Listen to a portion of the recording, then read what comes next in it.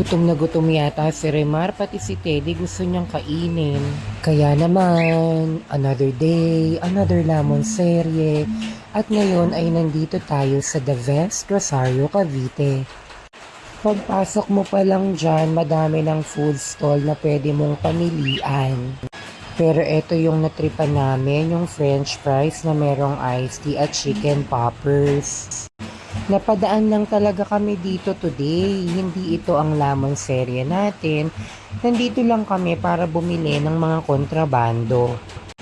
Chicken popper is okay, fries is okay, pero yung iced tea hindi yan masarap. Etong The Vest, lahat yata ng maiisip mong bilihin ay nandito na. Huwag kang pupunta dito nang walang pera kasi talagang maiinggit ka lang. Groceries, school supplies, apparel, lahat na yata nandyan. Oy, may hiring dun sa binilihan natin ng fries ha. At etong The Vest, in fairness, talagang para kang karne sa refrigerator sa sobrang lamig. Dito din makikita yung Infinity. Para siyang playground na sobrang daming activities. Kung matanda ka naman at yung kids nyo lang yung gusto nyong mag-enjoy, meron din dyang waiting area. Yan yung rate nila for Infinity Play. Meron din silang pantry kung gusto nyo lang kumain while waiting for your kids.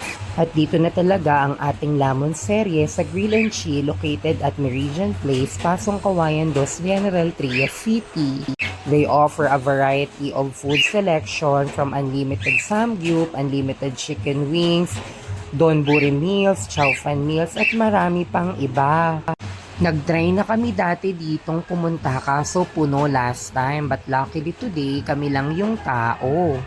Kung hinahanap niyo yung samgyup na merong pa-chimney effect, eto na yon. Pero siguro, if you are introverted person, this samgyupsal is not for you kasi it's not a buffet style as usual. So, kailangan mong hingiin yung mga gusto mong ipa-refill.